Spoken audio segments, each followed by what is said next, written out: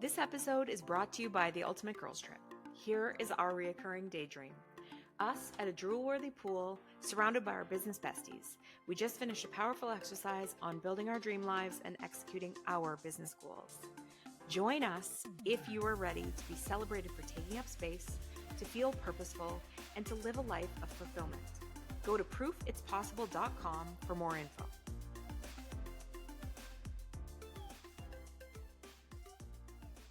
Welcome to Proof It's Possible. Jamie and I are multifaceted entrepreneurs, the founders of the Ultimate Girls Trip, and the hosts of Proof It's Possible. Jamie and I are also sisters, best friends, and complete opposites, but somehow we always manage to stay on the same team. Join us every week to hear our thoughts on all things entrepreneurship, friendship, family, pop culture, and more. Welcome back. Thank you guys for joining us. Today, we're talking about giving ourselves permission to want more. So it's like doing that dance between being grateful for what you have, but also saying, I still want more. I'm allowed to want more, and I'm allowed to, more importantly, not use language that tells the universe that what you have is good enough and you don't need anything else. And it's the internal conversation I also feel like, especially for women, but people in general, that you are being ungrateful if you don't just be like, thank you for everything I have. This is good. I'm more blessed than anybody else. So I have what I need and that's enough. So what are your thoughts on that? Like, how do you like internally justify or go against the pressure to like not just be grateful for what you have and that's good enough? Well, I think that like gratitude has to be the base of it all, always. Like you can't be like, oh, my life is so horrible. If I just got this, then it would be better. For Like sure. you do have to have like gratefulness. But I also think that it's 100% okay to want more for yourself. So Absolutely. and that it doesn't make you a bad person. Like to be like, oh, I would like a different house, a bigger house, a nicer house. I would like, it doesn't make you bad. It in fact gives you something to strive for. And like a house is just a silly example, but you're allowed to want more. You're allowed to want to fly private. You're allowed to want to have a successful business that makes 7 figures. You're allowed to want all of this stuff. And in fact, I think that if you do want it, it's like a desire on your heart is already like put the balls in motion. Like, you're already dreaming it up if you already have the thought that you want it.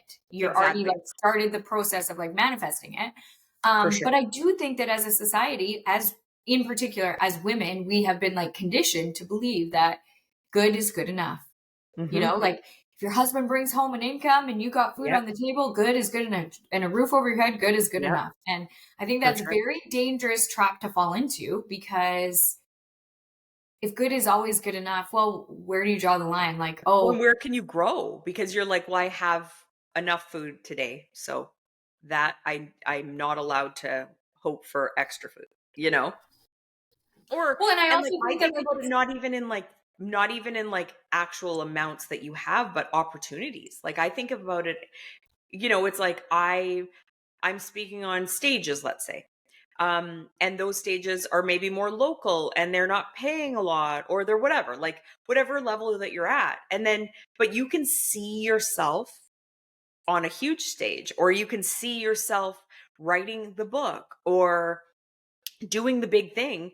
But if you stop that thought because you're like, I already, journal every day and those writings can just be for me. I don't need the book. This is good enough. I get to sit with my own thoughts. Other people, you literally are shrinking to the size of your like good is good enough story.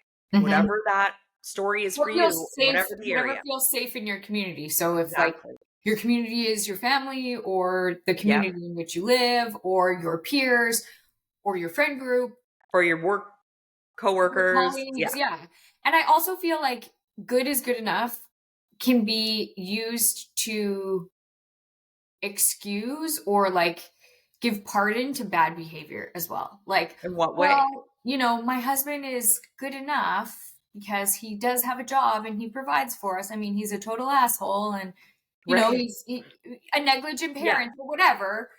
the story is, but like you've convinced yourself that like, well, I should just be grateful for what I've got. Good is good enough. And he does have some redeeming qualities, or like my job is good enough because it's employed me for 10 Yes. years and they, they've I given me think a that's a huge 1%. trap, is A the 1% security of raise that. for the last 10 years. So I'm making 10 cents more than I did 10 years ago. And I should just Hmm. be grateful for that. They're good. They're pretty good to me, and good is good enough. There's lots of Yeah, people in the world that don't have a job. Like that kind of thinking is really toxic in my opinion, for because sure. it keeps you staying so small, and that comparison of like, well, there's lots of people that don't have a job, there's lots of people that don't have a husband that goes to work, there's lots of people that Yeah. don't start the business. Well, that's great for them. If they're Mhm. willing to settle for that in their life, that has absolutely nothing to do with you, you know? Well, and the thing is like we all have a set of needs. Like we need a roof over our head, we need food on the table, we need whatever our needs are. But you're allowed to have wants. You're Mm-hmm. allowed to be like, I love traveling. I love putting my kids in every single sport, and I want them to try out 5 things this year versus have to pick one. Mm-hmm. And you don't have to only get what you need. We are allowed to want more. We are Mm-hmm. like today, leave this conversation if you're listening to this and say out loud, I give myself permission to have everything I want. Because I genuinely think like a lot of the time we just have never processed that we are stopping ourselves in the moment. We Mm-hmm. are doing saying, well, this house is all I need. Well, is it? Like, is it? Or has your family genuinely outgrown it? But you've talked Mm-hmm. yourself into it working. And yes, if you don't have any opportunities, it is all you need. You have a roof over your head. It has heat. You have the food on the table. But what if you in your dream life you wanted a house that had amazing laundry room? That was your dream. Or it had enough bedrooms for all your kids so they didn't have to share. Or whatever. Like whatever that house looks like, you're allowed to want it. And Yeah, and I just feel like that like convincing yourself that good is good enough is mhm, such a dream crusher. It's such totally. a like permission slip to be like, good is good enough. I Mhm. It's shouldn't a desire total more. And it like literally immediately extinguishes that like fire in your belly to yep. do the extra step, to work a little harder, to Mhm. take the risk, to whatever it is. Like Well, and for the something house else. example, if you've convinced yourself that like your house is good enough, but your family truly has outgrown it, well, if you've made peace with the fact that like good is good enough, this house is good enough, even though Yeah. a child sleeps under the stairs or whatever, like um, you stop desiring more. You stop telling the universe. You stop looking on MLS for a bigger listing. You stop looking for ways to get an extra $500 a month because you've settled into like okay, Yeah. mediocrity. It's fine. It's fine. Everything's fine. Yeah. For sure. And like I also think that when it comes to wanting more, you can even attach an additional set of negative stories around Hmm. what it is that you want. So like 100%. you go into the other reasons to justify the small thinking where you're Mhm. like, well, a bigger house would cost more every month and our maintenance would be more and our taxes will be more. So everything else that's also bad is attached to this wanting more. Yeah. And that like you were saying further perpetuates the undeservingness of wanting that. And it's like, what if we stopped looking at all the negative parts and be like, we would get the house that we want, we would, and like, yes, the maintenance will be more. Like if you have a house that all of a sudden needs 2 furnaces, if one of them, if it breaks down, you're going to need to have potentially replace 2 furnaces at once. And I Mhm. had this conversation about um my own house actually recently. And it was something to the effect of like, basically, I hate spending money on things that it's like, oh, I need a new roof. Well, I don't care about the roof. I don't actually get joy out of spending money on a new roof. I get joy out of decorating the house. I get joy out of, but Mhm. then I'm like, but does this house in general bring me joy? Immense, like hard to explain. Love it so much. It's my comfort zone. It's my place I entertain people. It's where most of my social life happens. I have like friends and not coworkers, but like entrepreneurial women here for like coffee and, connection, and all these important parts of my life take part in this home. And I have this amazing space that I can host people. And hosting people brings me a ton of joy. If I don't replace the roof, although it's not a direct correlation to this one event I might hold here or a party I might host, if I let the house deteriorate and all of a sudden the roof leaks into my kitchen, then I tear out the kitchen. Like,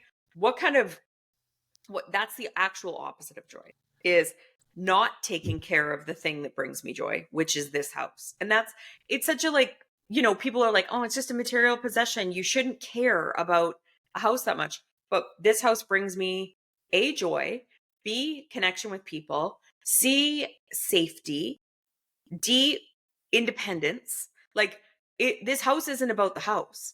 It's about the things that it gives me. The house gives me a whole bunch of very important things to me, and feelings and opportunities and all of that.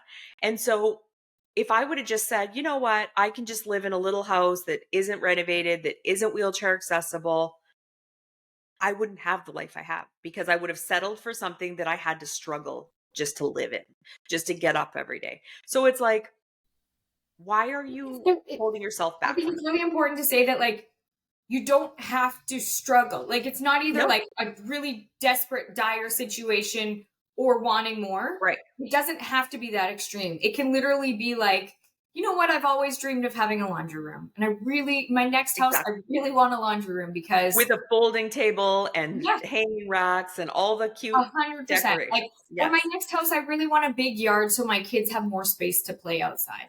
It can be like exactly. small, minute things. It doesn't have to be like these extreme cases where it's like, oh, well, my house is not handicap accessible, therefore I have to struggle, Totally. or I have to be the bad guy and desire more. It can be simple little things that you just want, not even needs, Absolutely. just we just want them. Absolutely. And I also think that, like, keep an eye on, like, what it is that you genuinely want before you stop it. Like, I think, like, the tip in because I think what happens is we go down the road of being like, well, this house is good enough, this job is good enough, this relationship is good enough, this whatever is good enough. And for instance, to give you an example of where I genuinely don't care, I'm not a car person. I don't drive that much. It's just not that important to me to have a fancy car. So for me, I'm like, how much joy or misery or any of it or anything in between does my car give me? None. I have no feelings towards it. It's just a means to get places, and I like that. And there's nothing the matter with my car, and it is good enough for me because there isn't an additional, like, want attached to that I think about and then squash and then think about and squash. Because there's going to be areas, like, we're using a house as an example, but there's going to be people that are like, I genuinely don't care about my house, but I do care about travel. And I'd like to take my family on a vacation every year, or 5 vacations every year. Or somebody else is wanting a mansion, and your dream house is actually just 1,000 square foot house with a backyard that's big enough for your dog or your kids or whatever. So, like, we're all going to have a totally different definition of what it is that we do want. It's entirely different for each person. So another reason to, like, take in people's judgments about having something bigger than other people think or having something fancier. Like, if you go buy the really, really fancy vehicle, you know that there's somebody in your life that's going to come along and be like, God, why do you need you need so much. You're always chasing the next thing. And I'm not saying that that doesn't happen, that you don't get into a cycle of trying to find the next thing. But know what is truly important to you, what does bring you joy, what does make you happy, what you actually would love to see in your life, and manifest it. Think about it, envision it. Well, and maybe even make yourself a little list of where you've said good is good enough, and is that in fact true? Like, there are going to be times when you're like, yeah, no, my car is good enough, I don't desire more. Yeah, And exactly. where is it a lie that you've told yourself, and what language do you need to change in your life so that you stop perpetuating that lie that good Yeah. is good enough? Well, language and behavior, right? Like, Yeah. language and actions mixed together really create your reality. So it's like, if Mhm. you say it and then behave in that way, like, because I can say all day, I don't care about my car, and then go shopping for cars every weekend and get obsessed with cars because you're around nice things. You're going to be like, I love these. I love these, and eventually I'm going to get myself a new car if I make it my priority to look at cars. So behave in a way that's different as well. Once you've made this list, like figure out your behaviors and then say, how can I change my language? How can I change my behavior towards that particular goal? For sure. Yeah. Okay. I want to hear the ways in which you're like self-sabotaging and accepting good is good enough. So send us a message or comment on this. We want to hear all about it. Okay. Have a great week. Bye, guys. We are so grateful you're here. It would mean the world to us if you'll subscribe to our podcast and YouTube channel and leave us a review. If you want to hear more from us, go to proofitspossible.com to join our mailing list and find our social links so you don't miss a thing. Thanks, and chat next time.